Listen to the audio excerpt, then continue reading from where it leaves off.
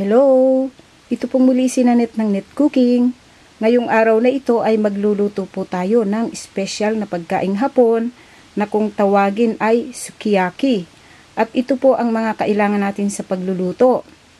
So meron po tayo ditong thinly sliced beef, then Chinese cabbage or haksay, then shiitake mushroom, then Japanese shungiku, then enoki mushroom, then spring onions or negi. Meron din tayo ditong grilled firm tofu, then konnyaku noodles, shirataki or ito konnyaku. Then gagamit din po tayo dito ng sugar, Japanese sake, soy sauce. Then meron tayo dito yung pot ng beef. Ito yung pinaka-lard natin. Then kakailanganin din po natin dito ng raw eggs. So dito po natin ididip yung sukiyaki, beaten raw egg. Siyempre kakailanganin din po natin dito ng water at cooking oil. Okay, umpisahan na po natin ang pagluluto natin sa ating Japanese sukiyaki. Then ngayon, ang susunod po natin gagawin, so yung pot ng beef ay ilalagay natin dito sa ating sukiyaki pan. Ito yung pinaka-lard natin na gagamitin dito. Kung wala naman ito, pwede rin yung cooking oil. Then, dito po, maglalagay tayo ng beef.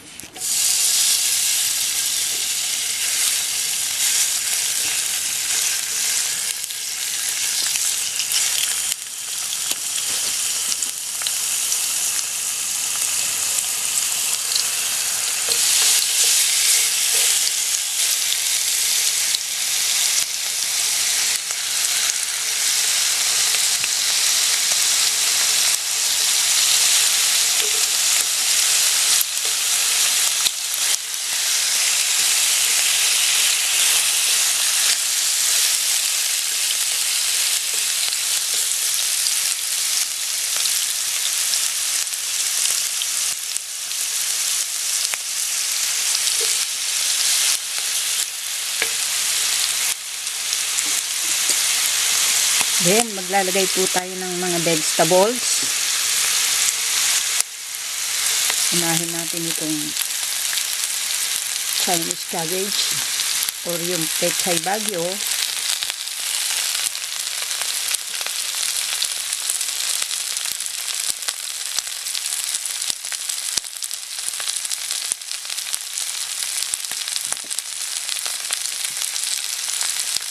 Then, itong Japanese shungiku.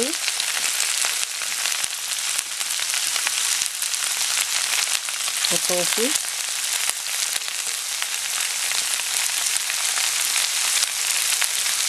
Konnyaku noodles.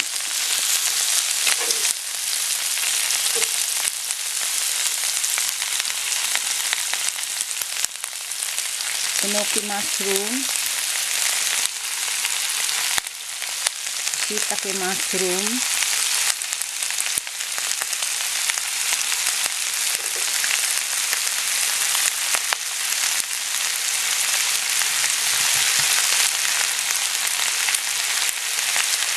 then itong ating spring onion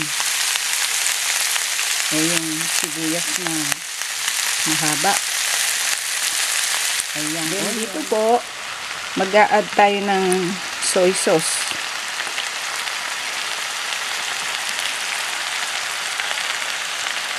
So, mga 2 tablespoon.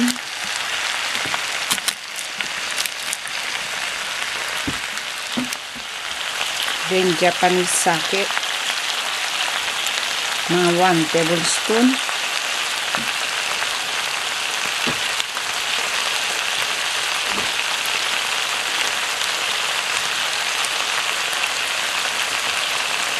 then sugar.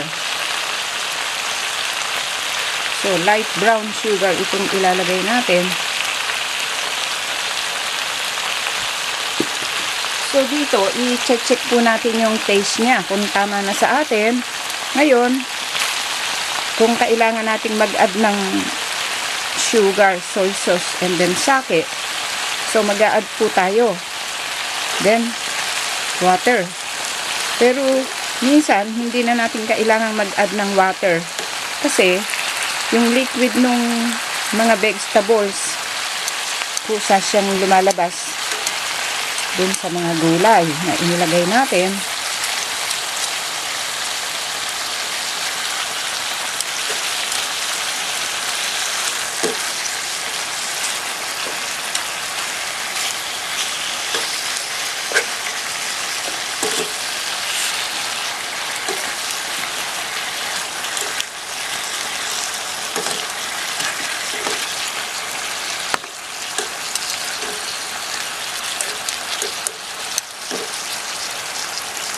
Then, depende sa inyo. Kung gusto nyo, half cook lang yung gulay. Pero itong beef, pwede na po itong kainin. Kasi ito yung thin sliced beef. Na madali lang itong maluto. So, ito kasing, iba kasi yung ginagamit na beef na pang sukiyaki. Kaya madali lang siyang maluto.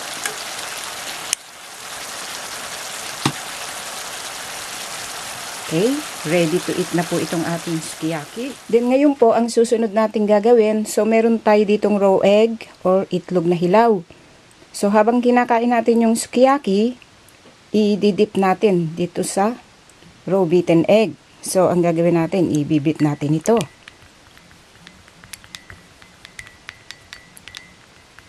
So habang mainit yung sukiyaki, kinakain ito habang niluluto. Then dito, kukuha po tayo ng beef. I-dip natin dito sa beaten egg. Then, ready to eat na po ito. Okay, try natin.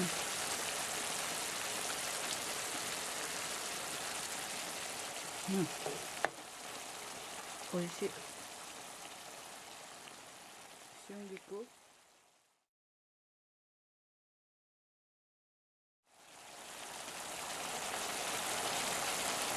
So, favorite ko kasi itong shingiku.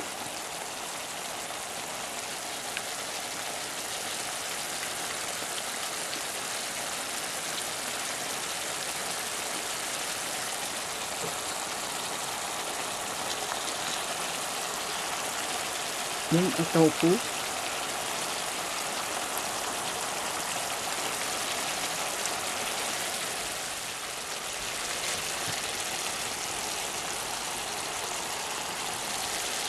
Then, i-try natin itong shirataki o yung konjac noodles. Itong enoki mushroom. Then, itong shiitake mushroom.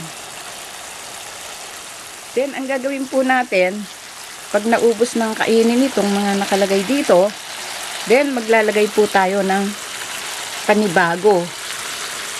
Mag-a-add tayo ng vegetables.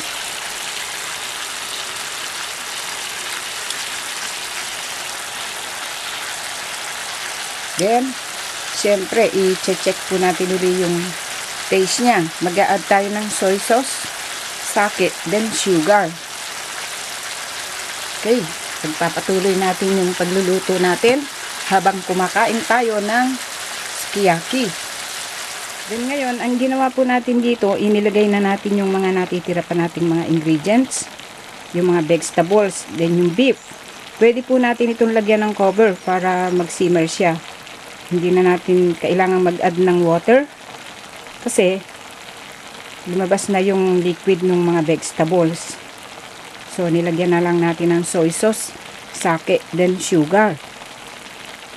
Okay, sana po ay nagustuhan nyo ang pagkakaluto po natin sa reseping ito.